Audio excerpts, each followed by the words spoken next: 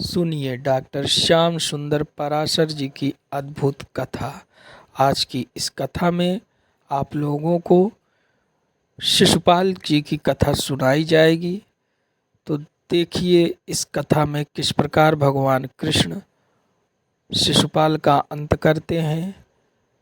पूरी कथा को सुनिए और अपने मन को ईश्वर में लगाइए। श्री राधे राधे। किसी अपरिचित पुरुष को पत्र लिखे जिसको कभी देखा नहीं, कभी मिली नहीं, तो सबसे बड़ी समस्या संबोधन की होती है। संबोधन क्या किया जाए? संबोधन हमेशा संबंध के अनुसार किया जाता है। अभी संबंध तो कुछ बना नहीं है, तो क्या संबोधन करूं? इसलिए रुक्मिणी ने बहुत विवेक से संबोधन चुना। हे अच्युत, हे भुवन सुंदर, तब गुणान श्रुत्वा, मैंने देखा नहीं है पर आपके गुणों को इतना श्रवण किया है कि सुनते सुनते कर्ण विवरई ही, इन कानों के छिद्रों से आप प्रविष्ट होकर के मेरे मन मंदिर में आकर के विराजमान हो गए। निरविश्य कर्ण विवरई हर तुंग तापम, आपके श्रवण करने मात्र से मेरे समस्त शरीर के ताप समाप्त हो जाते हैं। अब इन कान तो गदगद हैं सुन सुन के, पर नेत्र बेचारे बरसते रहते हैं दर्शन के लिए। वो घड़ी कब आएगी पता नहीं, पर इतना तो आप जान ही गए होंगे कि मैंने आपके रूप का एक चित्र अपने चित्त की भित्ति पर अंकित कर लिया है।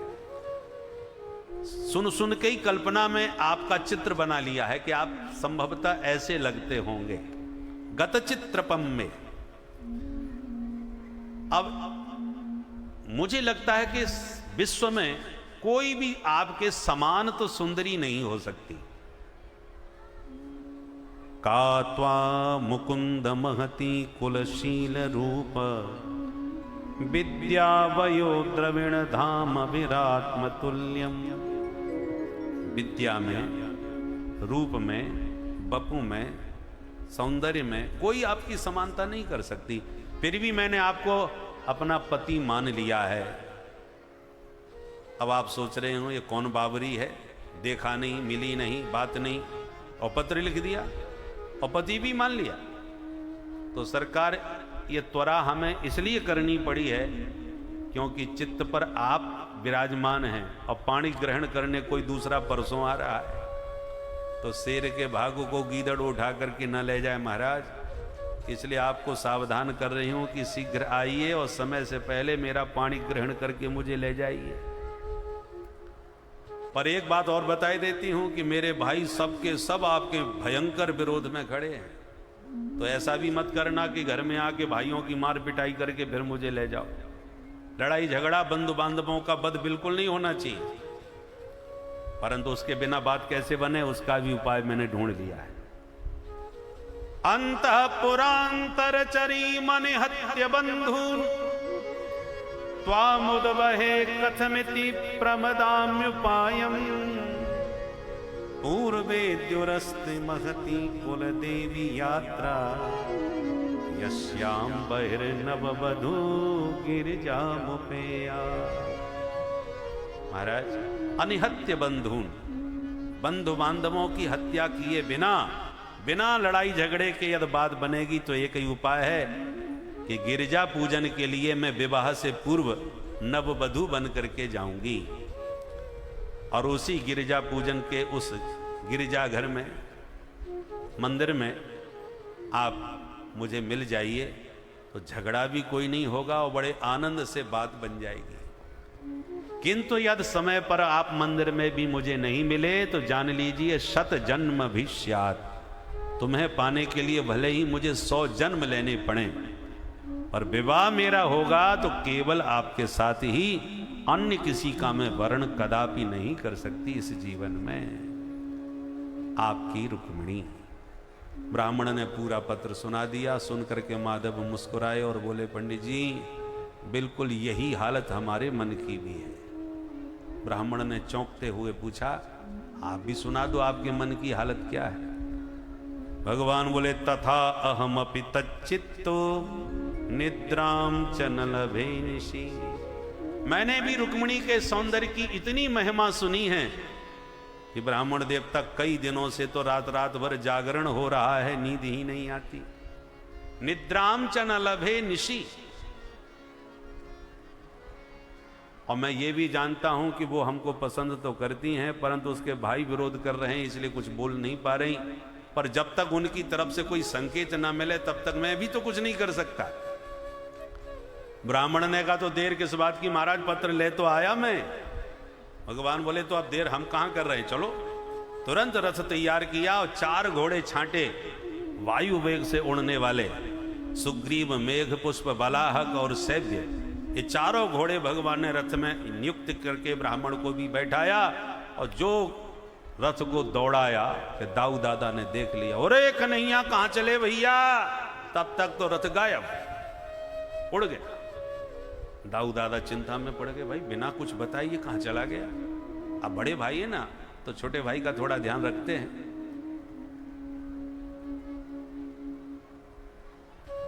गुप्तचरों से पूछा तो बताया, महाराज कुंडनपुर के पंडित जी थे, हाथ में पत्र लाए थे, हमने मिलवाए थे, सरकार उन्हें अंतपुर में भीतर ले गए। अब भीतर क्या बात बनी हमको पता नहीं, क्योंकि वहां हमारा प्रवेश नहीं। हम तो इतना जानते हैं कि जो भी बातें हुई हो, बाहर आते उन्हीं के साथ में वो चले गए। दाऊ जी अब आगे का काम सब समझ गए, तुरंत बोले, तुरंत नारायणी सेना तैयार करो, चलो मेरे साथ, क्योंकि आगे का कार्यक्रम हम सब समझ गए। वहां की राजकुमारी रुक्मिणी का परसों विवाह है, चेदी नरेश शिशुपाल वहां दूल्हा बन के जा रहा है, वहां से कोई निमंत्रण पत्र हमारे लिए नहीं आया है, फिर वहां जाने की इसको क्या जरूरत है, कुछ तो गड़बड़ है। दाऊ जी हलमूसल संभाल के नारायणी सेना को संग में लेके भागे।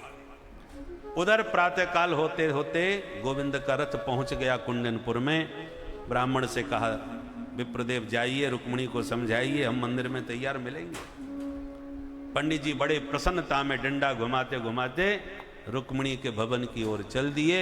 उधर बैंड बाजी लेकर के शिशुपाल पहुंच गया। नगर में हल्ला मच गया, बारात आ गई, दूल्हा आ गया, चलो सखी दर्शन करें। सखियां दूल्हा के दर्शनार्थ दौड़ पड़ी।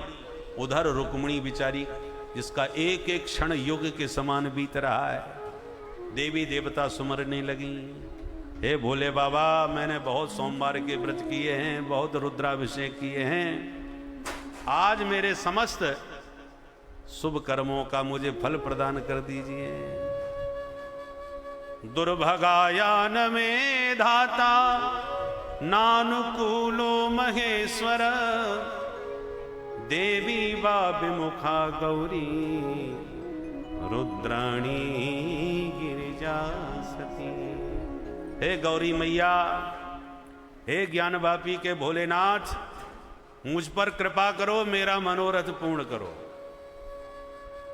बस रुक्मिणी स्तुति कर ही रही थी, मनी मन के पंडित जी दिखाई पड़ गए और आने वाले की चाल और चेहरा बता देता है ये बना के आ रहा है कि बिगाड़ के आ रहा है। ब्राह्मण के मुख की प्रसन्नता से रुक्मिणी जान गई, लगता है बात बन गई। भाग करके आई, प्रणाम किया, महाराज जल्दी बताइए क्या खबर है। ब्राह्मण ने कहा, खबर तो कुछ नहीं है। अरे राम राम, तो आपने फिर किया क्या है? बोले, देवी घबराओ मत, जिसको खबर भेजी थी मैं उन्हीं को साथ में लेके आया। इतना सुनते रुक्मिणी तो प्रसन्नता में नाच उठी और बारंबार ब्राह्मण के चरणों में नतमस्तक होके कहा कि ब्राह्मण देवता, मैं आपके ऋण से जीवन भर कभी ऋण नहीं हो पाऊंगी। रुक्मिणी जी साक्षात महालक्ष्मी हैं और लक्ष्मी जिसके चरणों में प्रणाम करे उसके जीवन में क्या कमी रह जाएगी। एक ब्राह्मण देवता ने लक्ष्मी जी के आंखों के सामने नारायण की छाती में लात मार दी। ऐसी नाराज हुई लक्ष्मी, ऐसी रूठी ब्राह्मणों से कि इन ब्राह्मणों को ज्यादा ही सिर चढ़ा लिया।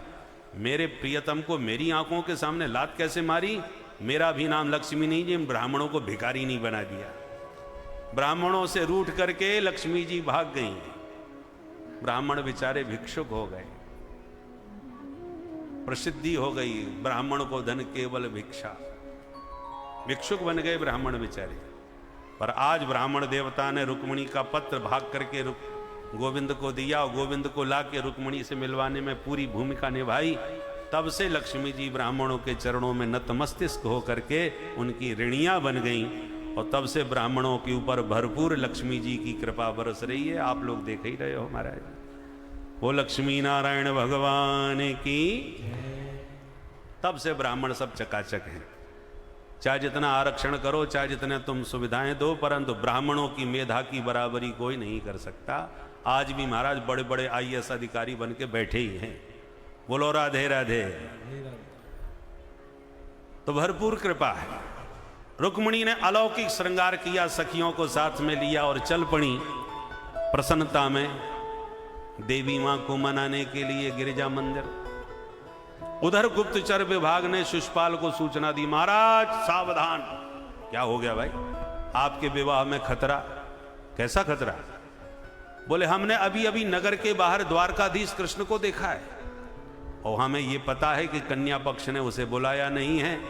आपके साथ बारात में वो आया भी नहीं है, तो न घराती न बराती, तो आने की जरूरत क्या थी? हमें लक्षण ठीक नहीं लग रहे उसके। संभावना यह है कि कहीं आपको बिना दुल्हन के घर न लौटना पड़े। इतना सुनते ही शिशुपाल का मूड खराब हो गया। यदि ऐसा हुआ तो मैं तो मुंह दिखाने लायक नहीं रहूंगा। कुछ करो भाई।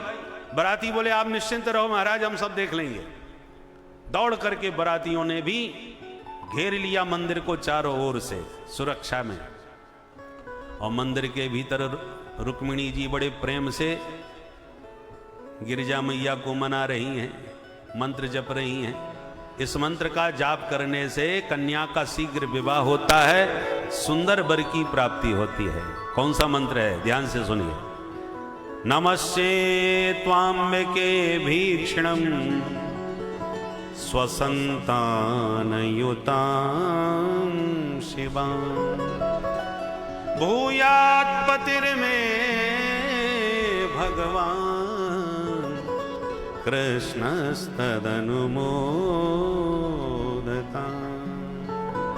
हे मातेश्वरी, श्री कृष्ण मेरे पति बने, ऐसा मुझे आशीर्वाद दीजिए। ये मंत्र का भाव है। मां भी प्रसन्न हो गई और रुक्मिणी को वरदान दिया, आशीर्वाद दिया। मन जाहि राज्य मिलहि सोवर, सहज सुंदर सावरो। मन जाहि राज्य मिलहि सोवर, सहज सुंदर सावरो। करुणा निधान सुजानशील। रुक्मिणी जी को और प्रसन्नता के साथ जो आशीर्वाद लेके मंदिर से बाहर निकली, बाहर आती देखा कि हजारों की सेना चारों तरफ से मंदिर को घेर के खड़ी है। अब तो रुक्मिणी घबरा गई। हे भगवान, पत्र में मैंने लिखा था कि मंदिर में कोई नहीं होगा, आप प्रेम से पधारें, यहां तो इतनी फौज खड़ी है, अब क्या होगा? अब विडंबना तो सबसे बड़ी यह है कि जिसको पत्र लिखा था उनको केवल सुना था, देखा तो कभी नहीं था। अब इस भीड़ में कैसे समझ में आवे कि वो कौन है जो हमें लेने आए हैं? अरे पहचाना उसे जाता है जिसे पहले कभी देखा भी हो। तो रुक्मिणी हर चेहरे को बड़े ध्यान से घूर घूर के देख रही है, कहीं ये तो नहीं, कहीं वो तो नहीं। पर रुक्मिणी का त्रिभुवन कमनीय दिव्य रूप देख करके जो सैनिक खड़े थे उन सबके होश उड़ गए। अपलक रुक्मिणी का रूप सौंदर्य निहारने लगे, आपस में चर्चा करने लगे। कितना अलौकिक रूप है, कैसी अद्भुत आभा है, कैसी प्रभा है। और रुक्मिणी चारों तरफ दृष्टि घुमा रही है कि वो कहां है। जिस चेहरे पर शंका भरी दृष्टि से रुक्मिणी टुकुर टुकुर टुकुर देखने लगती है, कहीं ये तो नहीं, वही सैनिक समझ बैठता है हम भी किसी से कम नहीं। दूर खड़े द्वारकाधीश समझ गए रुक्मिणी की दृष्टि से लगता है वो मुझे ढूंढ रही हैं और भयभीत भी लग रही हैं। तुरंत रथ से नीचे उतरे और सैनिक तो चित्र लिखे से रुक्मिणी की रूप सुधा का पान कर रहे थे, और उधर उन्हीं सैनिकों के बीच में आके भगवान द्वारकाधीश खड़े हो गए।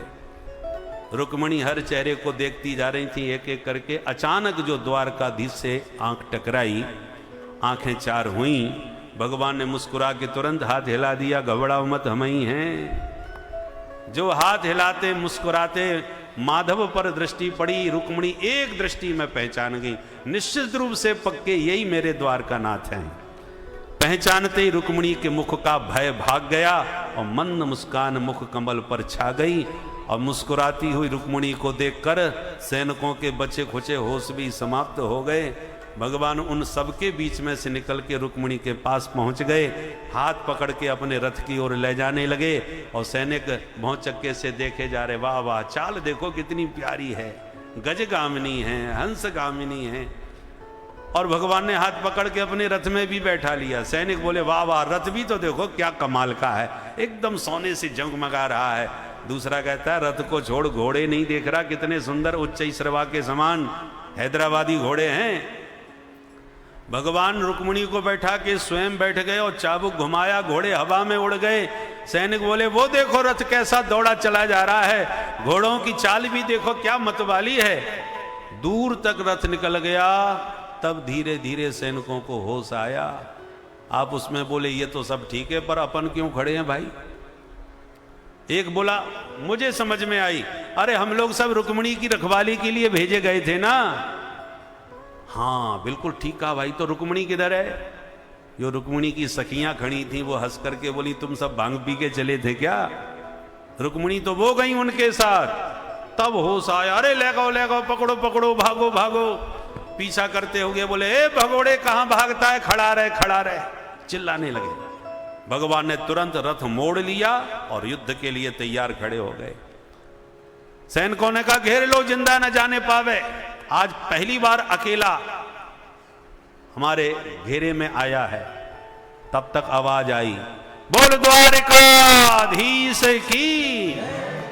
प्रभु चौंके, हमारी जय घोष किसने करी? पीछे मुड़ के देखा तो दाऊ दादा हल मूसल लिए खड़े हैं। दाऊ जी को देखते ही भगवान ने दौड़ के प्रणाम किया, दाऊ दादा दंडौत, आप यहां कैसे? दाऊ जी बोले, लाला हमें मालूम था तुम क्या लीला करोगे, इसलिए हम पूरी तैयारी के साथ आए हैं। अब तुम बहू को लेके घर पहुंचो, हम इनका स्वागत करके तुम्हारे पीछे पीछे पहुंच रहे हैं। कन्हैया शर्मा गए, दुल्हन के साथ बैठ करके रथ में दौड़ लिए द्वारका की ओर। इधर हल मूसल उठा लिए बलराम जी ने। जो सैनिक आगे बढ़े, हल से सिर पकड़ के एक मूसल मसक दिए, कईयों के सिर फट गए और कई प्राण बचा के भग गए। जनवासे में जाके दूल्हा बने बैठे शिशुपाल के पास पहुंचे, सरकार अनर्थ हो गया। क्या हुआ? बोले, आपकी होने वाली दुल्हन को द्वारकाधीश ले गए। शिशुपाल तलवार तान के दौड़ा, दुष्ट कहीं के, तुम सब क्या किए थे? बोले, सरकार हम क्या करते, हमने दौड़ के उसे पकड़ लिया, पर ऐन वक्त पर मूसल वाला उसका बड़ा भाई आ गया जो बहुत ही खतरनाक था महाराज। उसने कईयों के सिर फोड़ दिए, कई घायल पड़े, हम तो जैसे तैसे प्राण बचा के आपको खबर देने आए। शिशुपाल बार बार अपने आप को धिक्कारने लगा, धिक्कार है मेरे जीवन को, दूल्हा बन के इतना बारात लेकर के बैंड बाजे के साथ आया, बिना दुल्हन के जाऊंगा घर में, क्या मुंह दिखाऊंगा? हैं कितने बैंड बाजे कितने महंगे हो गए हैं, और कितना मेकअप करवा के आया था, सब पर पानी फिर गया, सजना धजना सब बर्बाद हो गया। मैं तो आत्महत्या करके भाई मरूंगा, तुम लोग मेरी यही समाधि बना के चले जाना। जरासंध भी बारात में आया था, हाथ पकड़ के अकेले कमरे में ले जाके बोला, क्या मूर्खता की बात कर रहे हो? भो भो पुरुष सारदूल दौर मनुष्य मिदम त्यज। पुरुष सिंह होकर के क्या कायरता जैसी बात करते हो? मुझे देखो, सौरे सप्त दशाहम वही संयुगानी पराजित है। इसी कृष्ण ने मुझे 2-4 बार नहीं 17 बार लगातार बुरी तरह हराया, पर बंदे ने हिम्मत नहीं हारी, तो 18वीं बार मैंने भी उसे दौड़ा दौड़ा करके भगाया। एक बार जीत गया कि नहीं? भले ही 18वीं बार सही, जीत के दिखाया। इसलिए क्षत्रिय को मरते दम तक कभी हार नहीं माननी चाहिए। तब शिशुपाल को शांति मिली कि हमसे भी बड़े बड़े बेशरम पड़े हैं भाई, ये 18 बार हारे बैठे हैं फिर भी नहीं मरे, तो हम एक बार में क्यों मर जाएं? हिम्मत आ गई और बेचारा शर्म के मारे दुल्हन के डोले में खुद ही मुंह छुपा करके बैठ गया और रोते रोते अपने घर तक गया। और तब से इस शिशुपाल ने पानी पी पी के भगवान को गाली देना चालू कर दिया। 100 गाली सुनाने लगा, जब तक 100 गाली ना सुनावे सोता नहीं था महाराज। ये हालत शिशुपाल की, कट्टर दुश्मन बन गया। और इधर भगवान जो रुक्मिणी के भाई रुक्मी थे, उनका मूड खराब हो गया। उन्होंने दौड़ करके गोविंद का रथ रास्ते में पकड़ लिया। भगवान ने जो तलवार निकाली तो रुक्मिणी जी ने हाथ पकड़ लिया, महाराज बुरा भला जैसा भी हो हमारा भाई है, हमने पहले ही आपसे कहा था। भगवान हंसते हुए बोले, देवी इतना मत डरो, तुम्हारा भाई है तो हमारा भी तो कुछ लगेगा। मारूंगा नहीं पर इसका इलाज जरूर करूंगा। दौड़ के भगवान आए और साले साहब का सिर पकड़ के तलवार से ही बाल बनाने चालू कर दिए। आधे बाल इधर के, आधी मूछ इधर की, आधी दाढ़ी इधर की, ऐसी भद्रा उतारी महाराज कि इतने में दाऊ दादा सबको पछाड़ करके घर वापस लौट रहे थे। रास्ते में ये दृश्य दाऊ दादा ने देखा तो दौड़ के कन्हैया का हाथ पकड़ा। चोरे कन्हैया कि नाईगिरी को काम कब से सीख लियो, शर्म ना आवे तो को, विवाह होते ही साले का सिर मुड़ के धर दिया, ऐसे संबंध बनाए जाते हैं। भो भो पुरुष, भगवान को खूब डांटा। असाध्विदम त्वया कृष्ण कृतमस्मत् जुगुप्सितम बपनम स्मश्रु के सानाम वैरूप्यो सुहृदो बध। अरे बंधु बांधवों को विरूप कर देना बध के बराबर होता है, मारने जैसा होता है। तुम्हें शर्म नहीं आई? ऐसा दुर्व्यवहार किया तुमने अपने साले साहब के साथ। शादी के बाद साले को तो लोग आले में छुपा के रखते हैं घर में, और तूने उसका मुड़ मुड़ के सिर पूरा साफ कर दिया। जब ज्यादा ही डांटने लगे तो कन्हैया मुस्कुराते हुए बोले, दाऊ दादा नई नई शादी वही है और बहू के सामने बेइज्जती कर रहे हो, जिंदगी में कभी मेरी इज्जत नहीं होगी घर में। अरे बड़े भाई हो, डांटना है खूब डांट लेना, पर घर में अकेले में जाके डांटना, बहू के सामने क्यों बेइज्जती कर रहे हो। कन्हैया के नटखटपने की बातें सुन के दाऊ जी का सारा गुस्सा ठंडा हो गया और हंसते हुए रुक्मिणी के पास आके बोले, रुक्मिणी बुरा मत मानना, क्षत्रियाणाम अयम धर्म प्रजापति विनिर्मितः। विधाता ने हम क्षत्रियों का धर्म बहुत कठोर बनाया है। सगा भाई भी यदि चुनौती देता है तो लड़ना हमारा धर्म बन जाता है। अब तुम्हारे भाई ने हमारे भाई को चुनौती दी तो हो गई भिड़ंत। कोई बात नहीं, क्षत्रियों का विवाह बिना खटपट के निपट जाए तो विवाह ही कैसा है। ये तो सब होता रहता है, इन बातों को आप मन से निकाल दो। अब तुम हमारे रिश्तेदार बन गए हो, प्रेम से गले मिलो।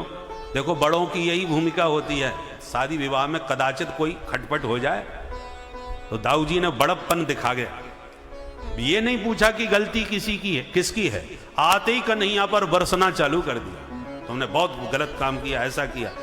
उसी प्रकार जब दो पक्ष में खटपट हो तो जो अपना पक्ष हो सबसे पहले उसी को डांटना चाहिए, भले ही उसकी गलती हो या ना हो। जब आप अपने पक्ष धरों को डांटने लग जाओगे तो विपक्ष की सहानुभूति आपसे जुड़ जाएगी और फिर उनको प्यार से समझाओ, भाई गलती तुम्हारी भी है, तुम्हें भी ऐसा नहीं बोलना चाहिए था।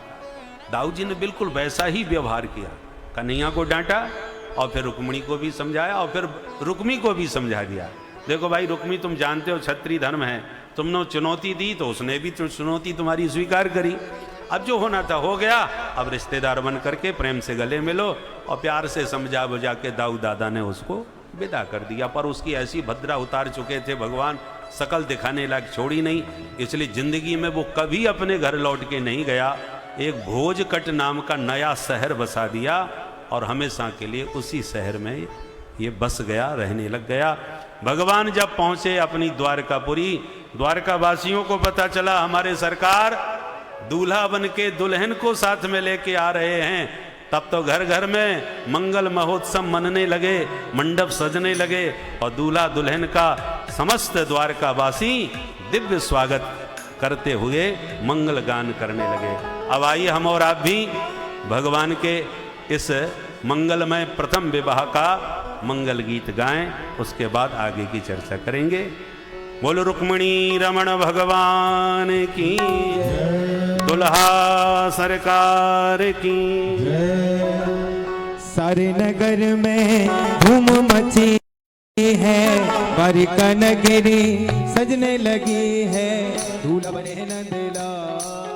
बोलो द्वारिकाधीश भगवान की जय। हाथ उठा के ताली बजाते हुए प्रेम से भगवान का स्मरण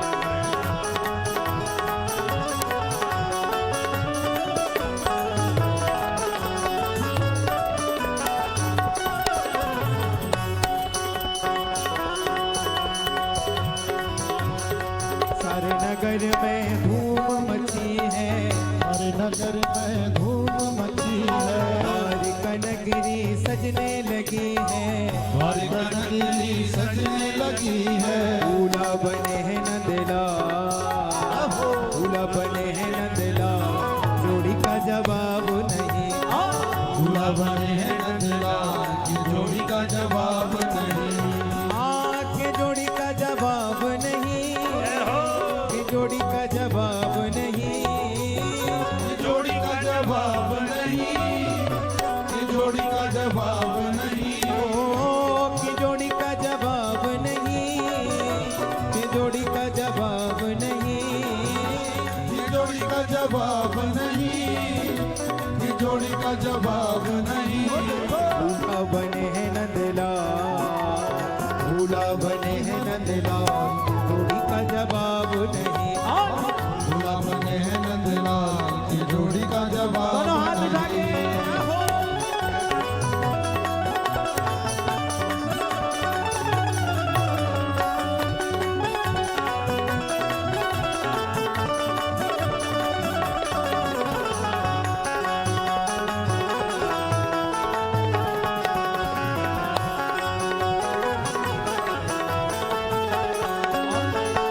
रुक्मणी मेरी गोरी गोरी, मेरी गोरी गोरी, रुक्मणी मेरी गोरी गोरी, मणि मेरी गोरी गोरी, गोरी गोरी गोरी, गोरी गोरी, गोरी गोरी, गोरी गोरी, रुक्मणी मेरी गोरी गोरी, मणि मेरी गोरी गोरी।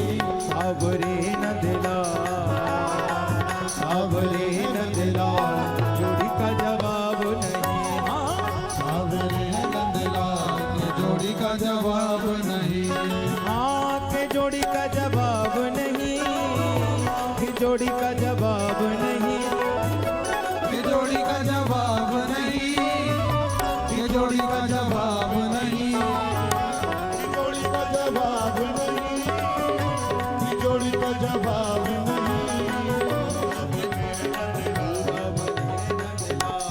जोड़ी का जवाब नहीं। हो देखो दूल्हा बने हैं नंदलाल की जोड़ी का जवाब नहीं।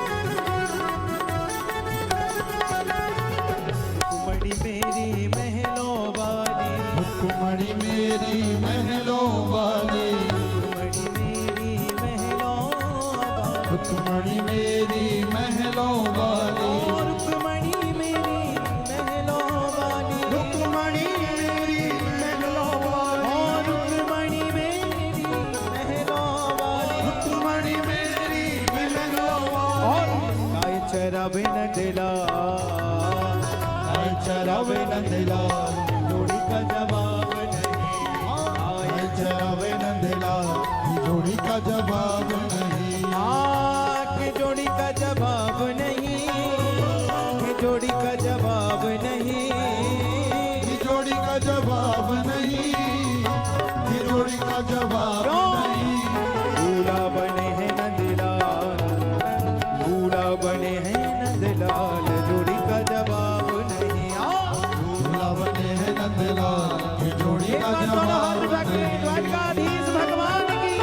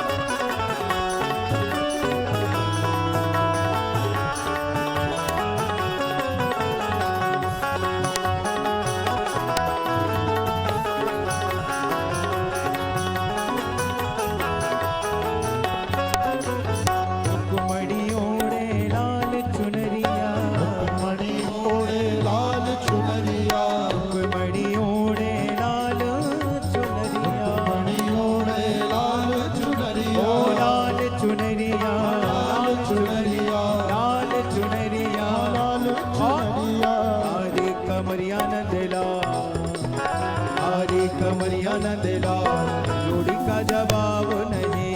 काली कमरिया नंदलाल जोड़ी का जवाब नहीं। हाँ के जोड़ी का जवाब नहीं, के जोड़ी का जवाब नहीं, जोड़ी का जवाब नहीं, जोड़ी का जवाब नहीं। पूरा बने हैं नंदलाल, पूरा बने हैं नंदलाल जोड़ी का जवाब नहीं। पूरा बने हैं नंदलाल की जोड़ी का जवाब नहीं। के जोड़ी का जवाब नहीं, की जोड़ी का जवाब नहीं। बोलो दुल्हा सरकार की। रुक्मिणी रमण भगवान की जय जय श्री राधे। इस प्रकार से भगवान का प्रथम विवाह संपन्न हुआ। अन्य और भी विवाह हुए महाराज। एक सत्राजित नाम राजा ने भगवान पर स्यमंतक मणि की चोरी लगा दी। भगवान उस मणि की खोज में निकले, जाम्बवंत की गुफा में घुसकर उस मणि को प्राप्त किए, परंतु जाम्बवंत जी से 27 दिन तक भयंकर द्वंद्व युद्ध हुआ। 28वें दिन जान पहचान हो गई। भगवान बोले मणि तुम्हारे पास है, चोरी हमें लगाई जा रही है, ये मणि वापस करो। जामवंती जी बोले मणि तो अपनी बेटी को हम भेंट कर चुके। बोले कैसे भी करो मणि हमें चाहिए। तो बोले सरकार एक उपाय है कि बेटी से विवाह कर लो, दहेज में हमसे मणि ले लो। भाई जैसी आपकी मर्जी। धूमधाम से जंगल में मंगल हुआ। जामवंत जी ने अपनी बेटी जाम्बवती का भगवान से विवाह करके मणि दे करके विदा किया।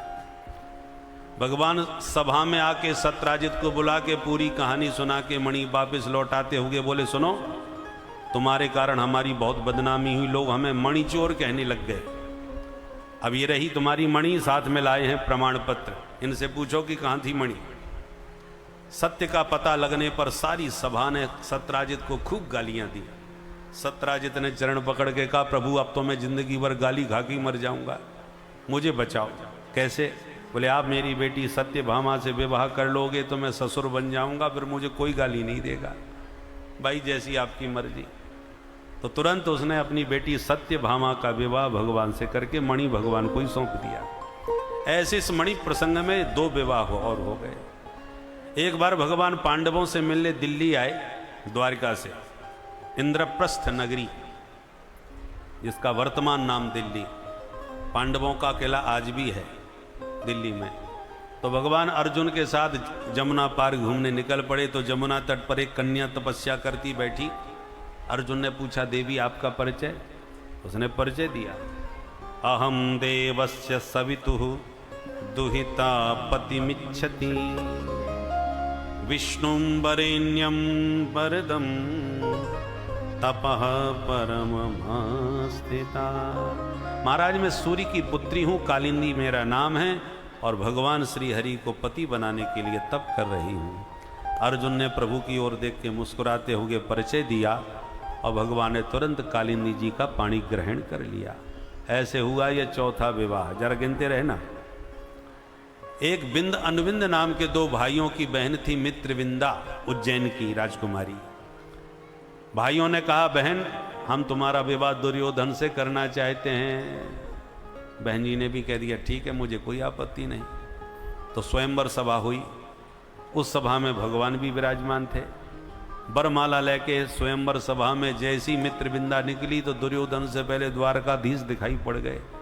जो उनका अलौकिक रूप देखा तो सब बातें भूल गईं और तुरंत बरमाला द्वारकाधीश के कंठ में डाल दी। भाइयों की भ्रकुटी तन गई, ये क्या हुआ? क्योंकि वो यही चाहते थे कि दुर्योधन से विवाह हो जाए तो हमारा हस्तिनापुर से बढ़िया नाता जुड़े। वो राजनीतिक लाभ चाहते थे उसका, परंतु ये उनके मनोरथ पर पानी फिर गया। तो दोनों भाई एकदम उग्र हो गए। भगवान समझ गए मामला कुछ तनातनी का लग रहा है। हाथ पकड़ के मित्रविंदा का तुरंत वहां से 9-2-11 हो लिए। ऐसे हो गया ये 5वां विवाह। एक थे महाराज कौशल नरेश, जिनका नाम था नग्नजित। उनकी बेटी का नाम सत्या देवी। राजा ने प्रतिज्ञा करी कि मेरे 7 बैलों को जो एक रस्सी में नाथ देगा उसी को बेटी ब्याहूंगा। बहुत से वीर आए, सफल नहीं हो पाए। कन्हैया तो बचपन से ही गाय बैलों के साथ खेले खाए, 7 रूप बना के 7 बैलों को नाच करके राजा को दिखाए। राजा ने तुरंत सत्या नाम की राजकुमारी का विवाह भगवान से कर दिया। इन्हीं का दूसरा नाम है नागनजिति। ऐसे हुआ ये 7वां विवाह, ये 6ठा विवाह हुआ।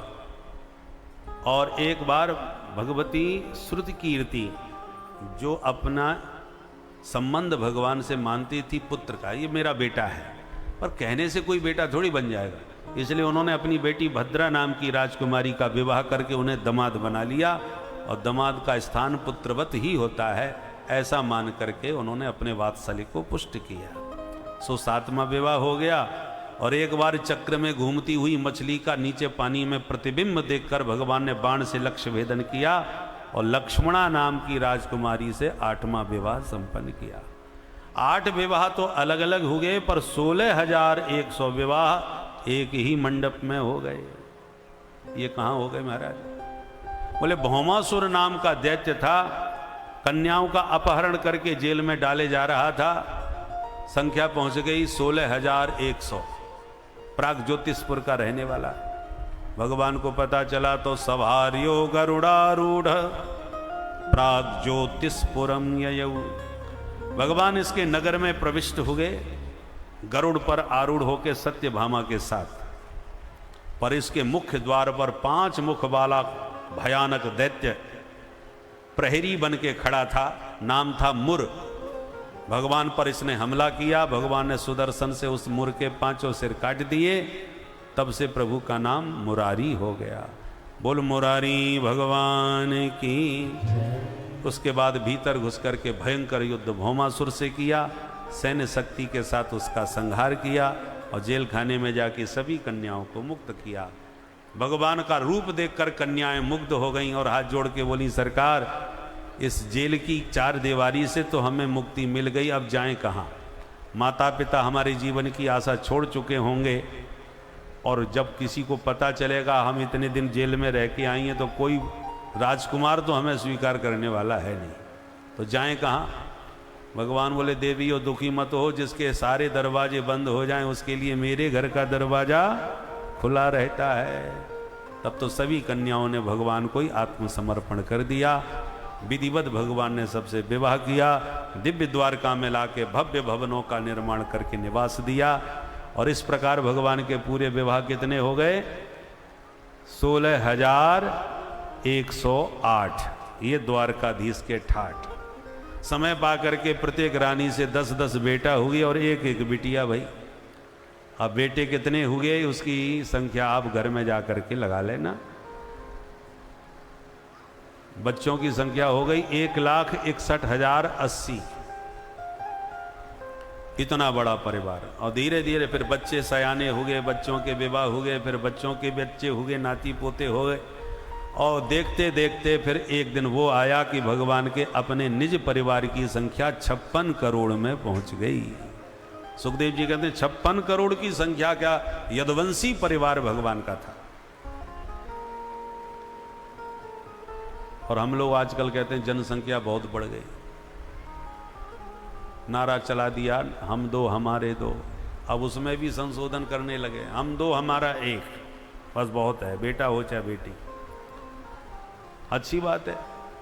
पर इसी देश में कुछ लोग कहते हैं नहीं हम 5 हमारे 25। वो अपना अभियान अलग से चला रहे। यदि यही सिलसिला चलता रहा कुछ समय और तो भारत का भविष्य क्या होगा जरा कल्पना करके देखिए। जब आज स्थिति ऐसी आ रही है कि आप रामनवमी का ना जुलूस प्रेम से निकाल पा रहे हो, ना हनुमान जी को याद कर पा रहे हो, मठ मंदिर आपके सुरक्षित नहीं है वो।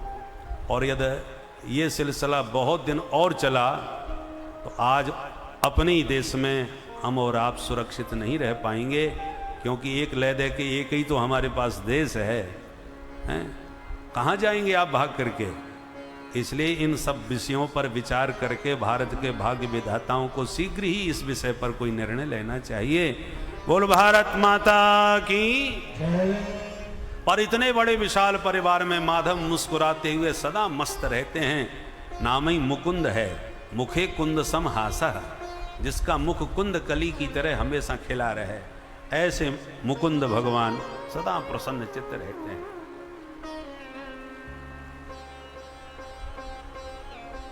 एक बार भगवान ने राजा नृग जो गिरगिट योनि में पड़ा था उसका उद्धार किया, पौंड्रक मिथ्या वासुदेव का वध किया,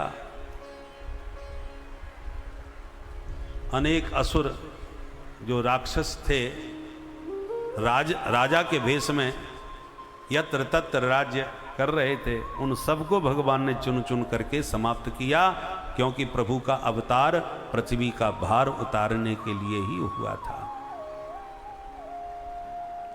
पांडवों ने राजसूय यज्ञ करने का विचार बनाया, भगवान को बुलाया, सबसे पहले परामर्श लिया क्या करें।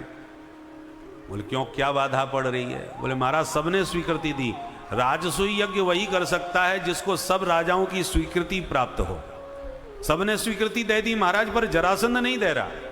तो भगवान भीम अर्जुन को साथ में लेकर के पंडित जी बन के जरासंध के यहाँ भिक्षा मांगने पहुंच गए, युद्ध की भिक्षा मांगी। पर जब परिचय दिया तो जरासंध ने भीमसेन को पसंद किया कि तू तो भगोड़ा है, तेरे से तो मैं नहीं लड़ूंगा।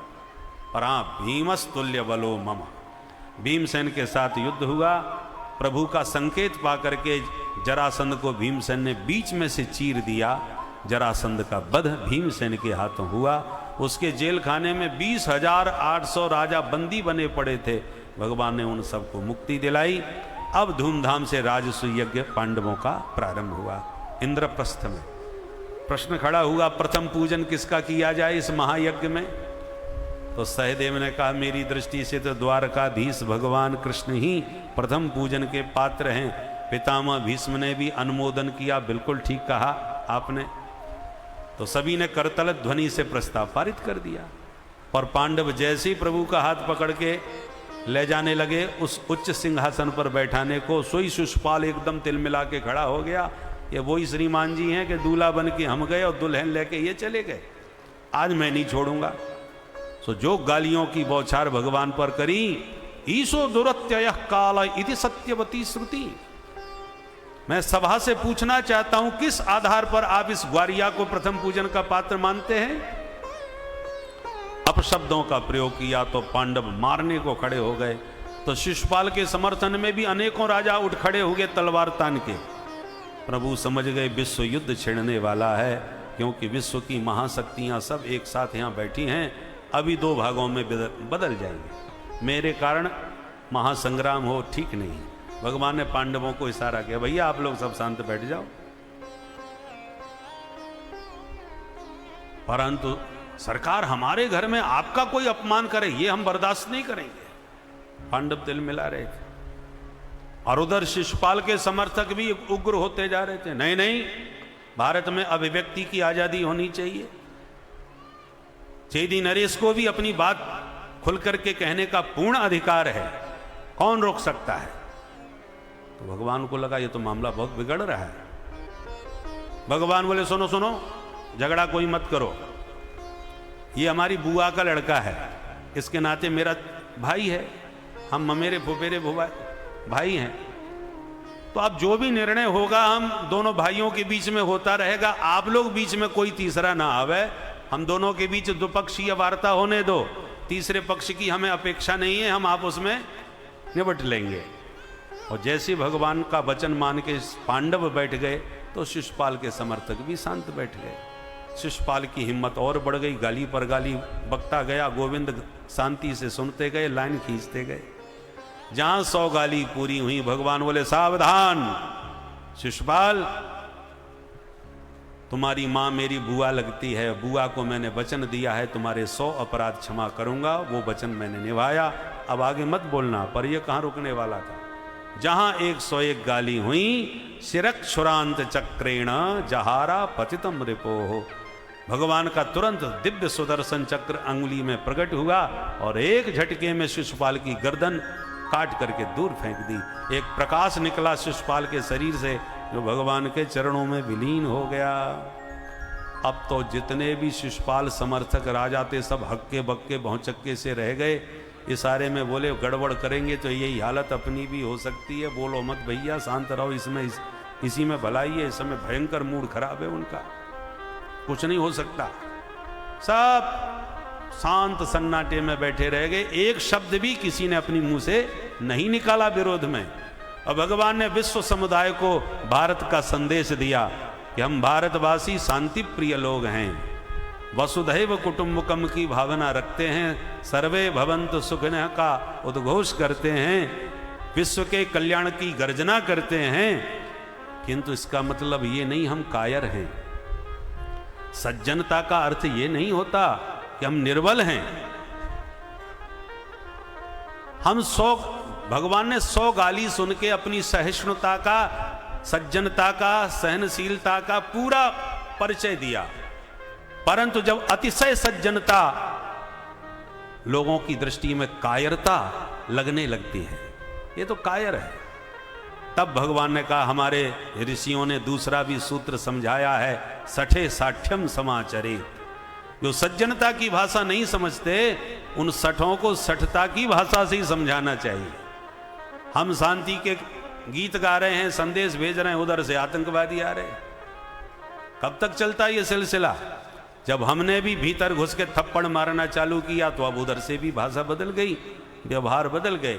इसलिए सबको भैंस के आगे बीन बजाने से कोई लाभ नहीं होने वाला, क्योंकि वह बीन की भाषा नहीं, वो तो लाठी की भाषा ही समझती है। मारने की जरूरत नहीं, केवल लाठी लेके बैठ जाओ, भैंस भी शांत खड़ी हो जाएगी, क्योंकि जान गई कि अब डंडा पड़ने वाला है। उसी प्रकार लड़ने की जरूरत नहीं, परंतु आप अपने आप को इतना शक्ति संपन्न सिद्ध कर दीजिए कि कोई तुमसे भिड़ने की हिम्मत ही न कर सके। बरसों से आप डरे बने सहमे सहमे से रहते थे, बड़ा भाई कह के डर रहे थे। एक बार हिम्मत दिखा दी महाराज, और जब हिम्मत दिखा करके सैनिकों ने अपना बलिदान किया, हमारे 20 ही गए, उनके तो 40 चले गए, तब से भारतवासियों की हिम्मत बढ़ गई कि नहीं अब ज़्यादा डरने की ज़रूरत नहीं, हमारे सैनिकों में इतना बल है कि वो बड़े से बड़ी शक्ति से भिड़ सकते हैं, भयभीत होने की आवश्यकता भारत को नहीं रहेगी। तो भगवान ने एक दुष्ट को भरे सभा में दंड दे करके सारे दुष्ट दुराचारियों को अपने आप ही शांत कर दिया, बोलने का अवसर ही नहीं दिया। इसलिए सज्जनता भी एक सीमा में होनी चाहिए। अतिशय सज्जनता को लोग कायरता ही समझते हैं। इसलिए समय पर यदि आप नहीं बोले, समय पर यदि आपने जवाब नहीं दिया, तो आप कायर ही सिद्ध हो जाएंगे। और इस प्रकार भगवान ने शिशुपाल को दंड देकर के सब उद्दंडों पर अंकुश लगाया। धूमधाम से प्रथम पूजन भगवान का हुआ और सानंद यज्ञ भी संपन्न हुआ। इसी यज्ञ में दुर्योधन को जल में थल, थल में जल दिखा, पांडवों की सभा में उल्टा पुल्टा नजर आया, गिर पड़ा पानी में, लोग हंस पड़े, और ये हंसी चुभ गई दुर्योधन के हृदय में। इसी हंसी का बदला लेने के लिए शकुनी मामा के द्वारा द्यूत क्रीड़ा का जाल बिछा के पांडवों को फंसाया, और अंत में यही हंसी धीरे धीरे विशाल महाभारत के युद्ध का कारण बन गई। भगवान को तो ये न के न प्रकारेण भूभार हरण करना था, सो भगवान ने पूरी तरह से पृथ्वी का भार उतार दिया। परीक्षित, हरि अनंत, हरि कथा अनंता, अनंत चरित्र भगवान के हैं, समय तुम्हारे पास सीमित है, इसलिए अब बोलो तुम क्या सुनना चाहते हो। तब परीक्षित बोले, महाराज भगवान का नाम दीन बंधु है, कभी किसी दीन को बंधु बनाया भी था कि नहीं? तब सुखदेव जी को सुदामा जी की याद आई और सुदामा जी का परिचय दिया। कृष्णस्यासीत् सखा कश्चित् ब्राह्मणो ब्रह्मवित्तमः विरक्त इंद्रियार्थेषु प्रशांतात्मा जितेन्द्रियः। भगवान श्री कृष्ण के परम प्रिय सखा ब्राह्मण सुदामा, जिसके पास सुंदर दाम हो वो सुदामा। हमारा आपके पास जो धन है ये सुंदर नहीं है, कमाने में बड़ा कष्ट है। ज़्यादा कमा कर इकट्ठा कर लो तो सुरक्षा में महाकष्ट, रात रात की नींद उड़ जाती है। और ज़्यादा खर्च हो जाए तो अतिशय कष्ट, इतना खर्चा हो गया। आए दुखम गए दुखम, दुखम च परिरक्षणे। इसलिए इस धन को सुंदर नहीं मानता। संत समाज तो कहते हैं निर्धन सब संसार है, धनवंता नहीं कोई। तो फिर धनवान कौन है? धनवंता सोई जानिए, जाके राम नाम धन हो। कोई तन दुखी कोई मन दुखी, कोई धन बिन रहत उदास। थोड़े थोड़े सब दुखी, सुखी राम के दास। भगवान नाम की पूंजी जिनके पास होती है वो बड़े मस्त रहते हैं।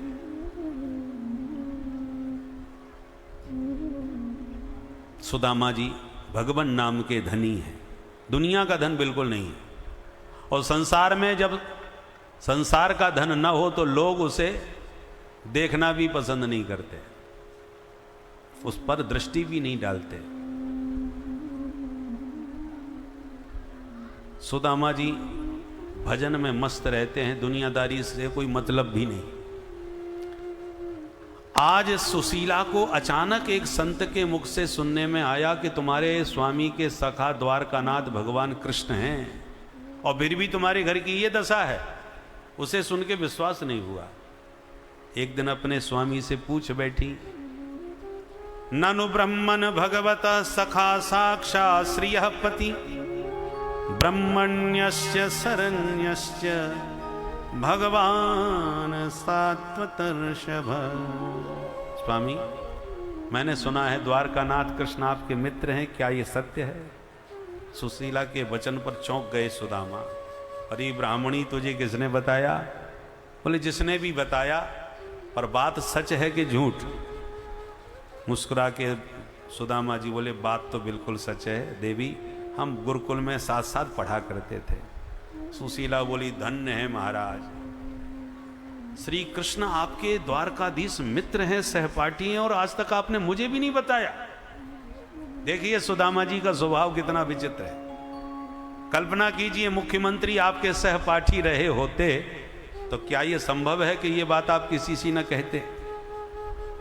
अरे सहपाठी होने की तो जाने दो, धोखे से भी कहीं हाथ मिलाते, फोटो खिंच जाए तो फेसबुक पे छा जाते हैं। घर में सबसे पहले वही दिखाई पड़ता है। कौन नहीं चाहता महापुरुषों से अपना नाता जोड़ना, अपना नाम जोड़ना? पर सुदामा जी को कोई मतलब नहीं, किसी को कभी कुछ कहा ही, बताया ही नहीं। बताए वो जो संसार से कुछ चाहता हो, मान प्रतिष्ठा चाहता हो, धन संपत्ति चाहता हो, वो बताएगा। और ये कुछ चाहते ही नहीं तो क्यों किसी से बताएं? सुशीला ने पूछा तो बताया। सुशीला बोली अच्छा एक बात बताओ, क्या तुम्हें अपने सखा से मिलने का कभी मन नहीं होता? तो सखा की याद आ गई। ब्राह्मणी मन तो बहुत होता है, पर मैंने मुझे तो ये भी पता नहीं कि वो कहाँ रहता है।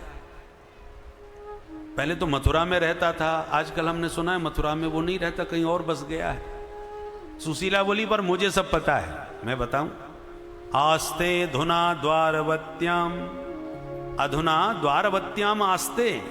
आजकल वो द्वारकापुरी के राजा बनकर के रह रहे हैं। अब देखिए सखा हैं सुदामा जी के, उन्हें नहीं मालूम कहाँ हैं, पर सुशीला ने आज तक देखा नहीं है, पर वो पूरी जन्म कुंडली बता रही है वो द्वारकापुरी में है, द्वारकाधीश हैं। क्यों भाई? जिससे कुछ अपेक्षा होती है उसकी पूरी जानकारी रहती है, और जिससे कोई अपेक्षा नहीं है वो यहां रहे वहां रहे कहीं रहे, क्या मतलब? सुशीला को मतलब है, सुदामा जी को मतलब नहीं है, इसलिए सुशीला पूरी जानकारी रखती है। मंत्री जी से कोई काम है या विधायक जी से काम है तो जो जिनको काम होता है वो पूरी जानकारी रखते हैं, वो कब आएंगे, कहाँ रुकेंगे, कितने समय तक रहेंगे, क्योंकि काम बनाना है। सुशीला को काम बनाना है, सुदामा जी को तो कोई कामना ही नहीं है।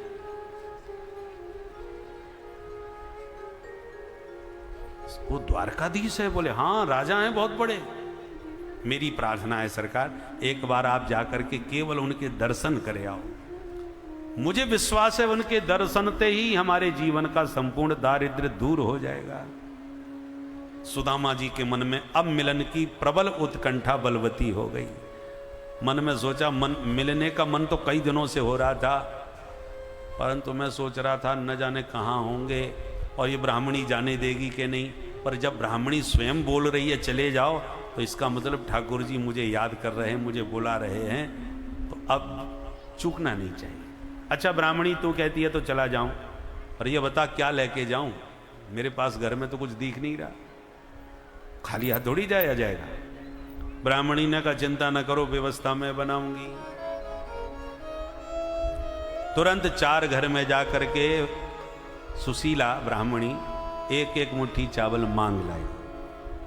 या चित्वा चतुरो मुष्टीन विप्रान पृथुक तंडुलान चैलखंडेन तान बद्ध्वा भर्त्रे प्रादादुपायनम। 4 मुट्ठी चावल ला करके फटे पुराने जीर्ण शीर्ण कपड़े के टुकड़े में बांध करके स्वामी जी को सौंप दिए। महाराज यही तुच्छ भेंट देना, परंतु छोटा सा संदेश अवसर मिले तो मेरा भी सुना देना। क्या? बोले इतना कह देना, 1 मास 2 पाख में 2 एकादशी होय, सो प्रभु दीन दयाल ने नित्य प्रतिदीनी मोहे। हे दीन दयालु, आपके भक्त महीने में 2 बार एकादशी का व्रत करते हैं, और मेरे ऊपर तो ऐसी कृपा बरस रही है कि लगभग घर में 12 मास एकादशी ही बनी रहती है। जब भी बच्चे भूख से पीड़ित होकर भोजन मांगते हैं तो मैं समझाते हुए थक गई कि बेटा आज व्रत है, एकादशी है। इस घर में कभी द्वादशी आएगी क्या? थोड़े से शब्दों में सुशीला ने मन की पीड़ा कह दी। सुदामा जी बोले ठीक है देवी बता दूंगा, और बगल में पोटली दबाए चल दिए। चलते चलते थक गए, वृक्ष के नीचे थोड़ा विश्राम हेतु सो गए। गोविंद ने ऐसी लीला करी कि उठा के सीधे दिव्य द्वारकापुरी में ला के सुला दी। क्योंकि प्रभु का नियम है, जो तू आवे 1 पग मैं आऊं पग 60, और जो तू कर रो काठ 100 तो मैं लोहे की लाठ। ये यथा माम प्रपद्यन्ते। निद्रा खुली, सुदामा जी ने चारों तरफ देखा तो बड़े बड़े महल अट्टालिकाएं देख करके घबरा गए। एक राहगीर से पूछा, भैया जी हमें द्वारकापुरी जाना है, कहाँ मिलेगी, कितनी दूर होगी? हंसते हुए राहगीर ने कहा, बाबा द्वारकापुरी में तो आप खड़े ही हो, द्वारका में किसके घर जा रहे हो, किससे मिलना है? भैया हम यही द्वारकापुरी यही है। बोले हाँ बाबा ये द्वारकापुरी यही है। तो मेरे कन्हैया कहाँ मिलेगा ये बताओ भाई। बोले कन्हैया कौन है, कुछ पता है उनका? सेक्टर नंबर, मकान नंबर, गली नंबर, मोहल्ले का नाम, कुछ एड्रेस? हाथ हिला के सुदामा जी बोले भैया ये आता पता मोई कछु ना मालूम, इतनो मालूम है वो यहाँ को राजा है। देख भैया मेरो मित्र है तो प्यार से मैं कन्हैया बोलूं, वैसे नाम बाको पूरो कृष्णचंद्र है। जो नाम सुना राहगीर भौचक्का सा आंखें फाड़ के मुंह देखने लगा। हे बाबा मालूम है आप किसका नाम ले रहे हैं? वो हमारे मालिक हैं, यहाँ के राजाधिराज हैं, हमारे सर्वस्व हैं, उनका नाम कोई ऐसे बोलता है? सुदामा जी हाथ जोड़ के बोले भैया तो बता दें बाको नाम कैसे लियो जाए। अरे बाबा कुछ विशेषण लगा के आदर्श के साथ बोलिए। श्री श्री 1008 श्री महाराजाधिराज द्वारकाधीश गोविप्र प्रतिपालक भगवान द्वारकानाथ श्री कृष्णचंद्र जी महाराज, ऐसे बोलिए। सुदामा जी तो डर गए, ये तो बड़ो लंबो चौड़ो नाम सुना दियो भाई तेने। अच्छा ये बता वो मिलेंगे कहाँ? बोले बाबा चले जाओ, ये लंबे लंबे भव्य भवन विशाल काय जो दिख रहे हैं ये सब हमारे सरकार के हैं। इतने सारे महल वाके? बोले हाँ ये सब उन्हीं के हैं। पर ये घबराना मत, ब्राह्मणों के लिए दरवाजे हमेशा खुले रहते हैं। राहगीर तो कह के चला गया। सुदामा जी के मन में उथल पुथल चालू हो गई। भाई इतने सारे महल, इतने गजब के ठाट, चलो अब इतनी दूर आए हैं तो जाएंगे तो मिल के ही, भगवान जाने हमारो नाम याद भी होगा कि ना। हिम्मत करके रुक्मिणी के महल में घुस गए। द्वारपालों ने स्वागत किया, आइए भगवान कहाँ से आगमन हुआ। सुदामा जी ने परिचय दिया, भाई अपने महाराज से इतना बताए दो कि तुम्हारे बचपन के मित्र ब्राह्मण सुदामा मिलवे क्यों आए। क्या कहा, आप हमारे सरकार के मित्र हो, स्वागत है, विराजो महाराज, अभी हम सूचना देते हैं। द्वारपाल भीतर गया, आंखों पर विश्वास नहीं हुआ कि ये मित्र भी हो सकते हैं भला। प्रभु को प्रणाम करके निवेदन किया, सरकार इस दास को दरबार की सेवा करते बहुत वर्ष बीत चुके हैं, पर ऐसी विभूति आज मैंने जीवन में पहली बार देखी, जो आपको अपना मित्र भी बता रहा है और मिलने की इच्छा से आया है। कौन है भाई? परिचय दिया। शीस पगान झगा तन में, प्रभु जाने को आहे बसे के ही ग्रामा। धोती फटी सिलटी दुपटी, और पाए उपान की नहीं श्यामा। द्वार खड़ो दुज दुर्बल देख, रहो चकसो वसुधा अभिरामा। पूछत दीन दयाल को दाम, बतावत आपनो नाम सुदामा। जो सुदामा नाम प्रभु के कान में पड़ा, सिंहासन से कूद पड़े द्वारकाधीश और ऐसे दौड़े, चरण की पादुका पहनना भूल गए, पीतांबर कंधे से गिर गया, सभा में हड़कंप मच गया। अरे हमारे महाराज से मिलने के लिए एक से एक विभूतियां आती हैं, पर हमेशा प्रभु हमको आदेश देते हैं, जाओ आदर के साथ ले आओ। पर यह विभूति कौन आई जिसके स्वागत में सरकार स्वयं भागे चले गए? लगता है कोई बहुत बड़ी महान विशिष्ट विभूति का दर्शन होने वाला है। सारी सभा सावधान उठ करके खड़ी हो गई स्वागत के लिए। भगवान भागे भागे 7 ड्योढ़ी पार मुख्य द्वार पर पहुंचे। सारे द्वारपाल हैरान, क्योंकि जब भी द्वारकानाथ आते हैं द्वारपालों को सावधान कर दिया जाता है कि द्वारकाधीश पधार रहे हैं। आज बिना किसी सूचना के सरकार सीधे ही भागे चले आए। ऐसा क्या हो गया? पूरी सभा में हड़कंप मचा। और इधर सुदामा जी अनेक कल्पनाओं में खोए हुए हैं, दरवाजे पर खड़े खड़े। जैसे ही प्रभु की दूर से दृष्टि पड़ी, दौड़ करके सुदामा जी को भगवान ने अपने हृदय से लगा लिया। बोल दीन बंधु भगवान की।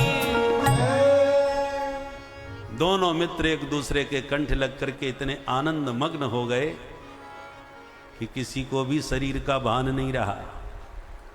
नेत्र सजल हो गए, कंठावरुद्ध हो गया, रोमांचित देह हो गया।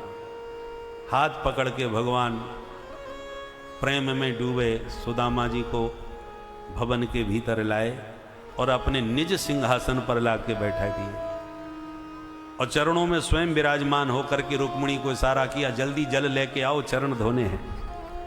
रुक्मिणी भाग करके भीतर गई और भगवान अपना पीतांबर उठा करके सुदामा जी के चरणों में लगी हुई धूल मिट्टी को साफ करने लगे। चरणों में लगी धूल को साफ करते करते जब भगवान ने तलवे पर हाथ सहलाया, तब पता चला अनगिनत कांटे चुभे हुए हैं जिनका भान ही सुदामा जी को नहीं है। भगवान एक एक करके चरणों में लगे कांटे निकालने लगे। कांटा तो निकल जाता है पर साथ में रक्त भी निकल पड़ता है। ऐसे रक्त रंजित सुदामा जी के श्री चरणों का दर्शन करके द्वारकानाथ इतने द्रवित हुए कि जब तक रुक्मिणी भीतर से जल लाती तब तक गोविंद के दोनों युगल नयन से इतना जल बहा कि सुदामा जी के दोनों चरण प्रभु के नेत्र जल से ही पूरी तरह धुल गए। बोल दीन बंधु भगवान की। ऐसे बेहाल विवाइन सो पग कंटक जाल लगे पुनि जोए। हाय महा दुख पायो सखा तुम आए इते न किते दिन खोए। देख सुदामा की दीन दशा, करुणा करके करुणा निधि रोए। पान परात को हाथ छुओ नहीं, नैनन के जल सो पग धोए। प्रीतो विमुंचयन बिंदु नेत्राभ्याम पुष्करेक्षण। प्रभु के नेत्र जल से सुदामा जी के दोनों चरण धुल गए। रुक्मिणी जल लेके आई, तब तक जल का कार्य पूर्ण हो चुका था। जल पात्र हाथ में लिए रुक्मिणी खड़ी खड़ी कल्पना करने लगी। किम अनेन कृतम पुण्यम अवधूतेन भिक्षुणा। देखने में भिक्षुक है, अवधूत है, पर कौन सा पुण्य इसने किया होगा जो मेरे मालिक अपने नेत्र जल से इसके चरण धो रहे हैं। कितना बड़भागी है। भगवान ने चरणोदक रुक्मिणी को दिया और कहा, देवी इस पावन जल से आज मैं पवित्र हो गया, पूरे घर को पवित्र करो। चरणोदक लेकर के रुक्मिणी श्रद्धा पूर्वक भवन के भीतर गई। भगवान को लगा सभा के बीच सुदामा जी सहमे और सकुचे से बैठे हैं, मन की बात मित्रता में एकांत में ही संभव होगी। तो हाथ पकड़ के भगवान बोले, मित्र बहुत थके हारे लग रहे हो, लंबी यात्रा करके आए हो, चलो अंतःपुर में चल के थोड़ा विश्राम कर लो। और हाथ पकड़ के भीतर महलों में ले गए, स्नान कराए, नूतन वस्त्र धारण करवाए, बहु व्यंजनों का भोजन प्रसाद पवाए। फिर निज सैया पर लाके भगवान ने सुदामा जी को सुलाए। अतिथि भवन में नहीं ले गए, अपने कक्ष में, इसको बेडरूम बोलते हैं, अपनी सैया पर जाके शयन कराए। सुखदेव जी कहते हैं, पयः फैन निभा सैया। जैसे दूध को बार बार फेंटने पर जो झाग निकलता है, शुभ्र स्वच्छ सुकोमल सुखद, ऐसी सैया पर सुदामा जी को भगवान ने सुलाया। लेटते ही सुदामा जी को ऐसा प्रतीत हुआ जैसे क्षीर सागर में डुबकी लगा ली हो। और भगवान सुदामा जी के लेटते ही उनके चरणों में चरण दबाने बैठ गए। रुक्मिणी ने देखा, अरे मेरे मालिक चरण सेवा कर रहे हैं तो मुझे भी तो कुछ सेवा करनी चाहिए।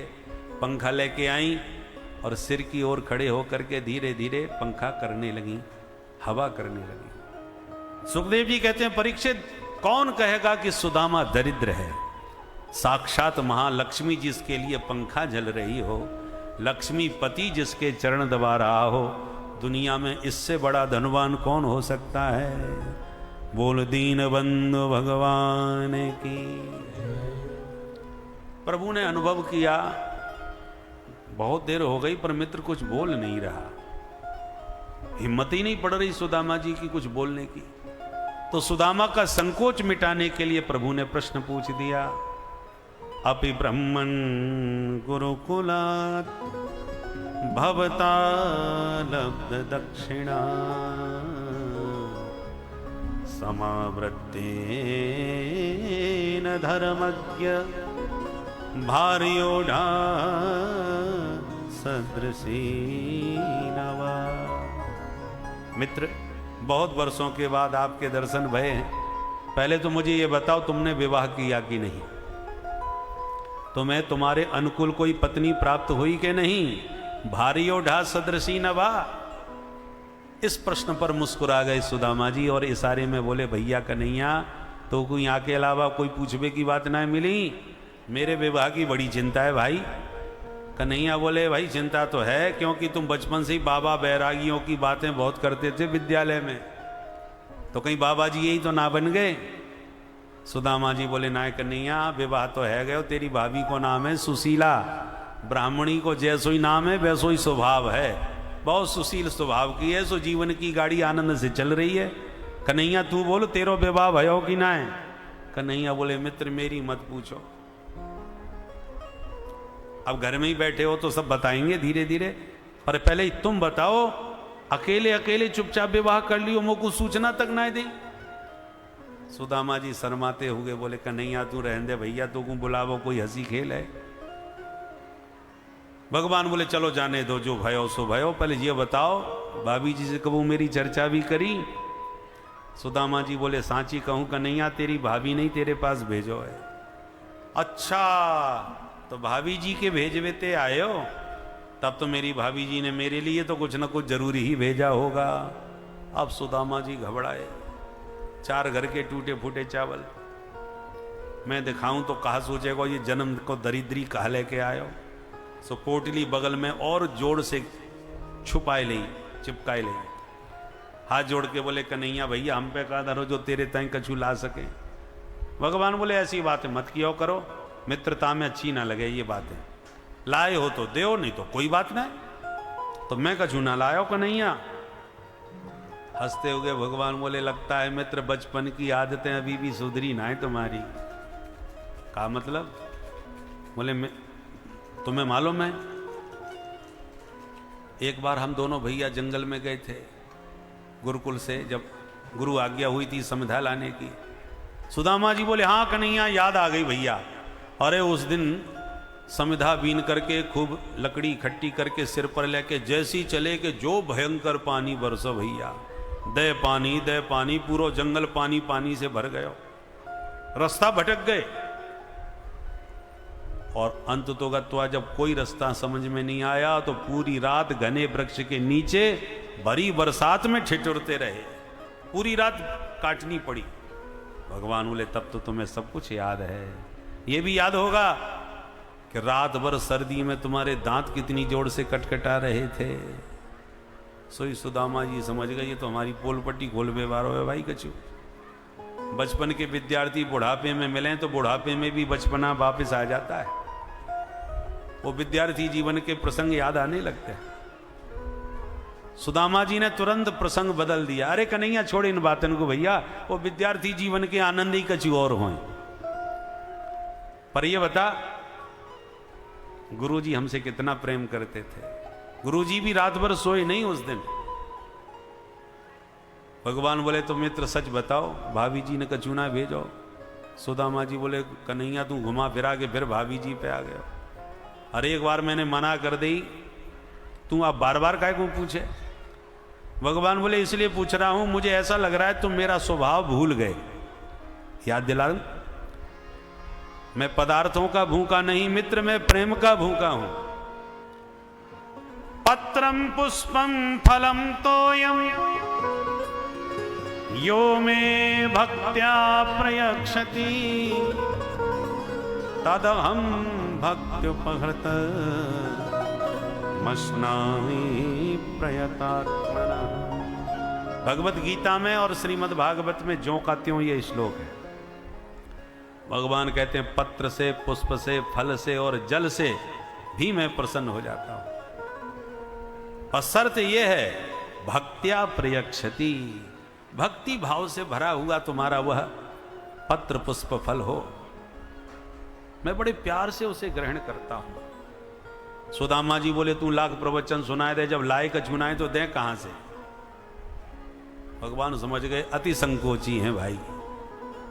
भगवान बोले नहीं लाए तो जाने दो मित्र, पर एक बात बताओ तुम जब से आए हो तब से ये हाथ दबाए क्या काय को बैठे हो, ये कौन सी बीमारी है।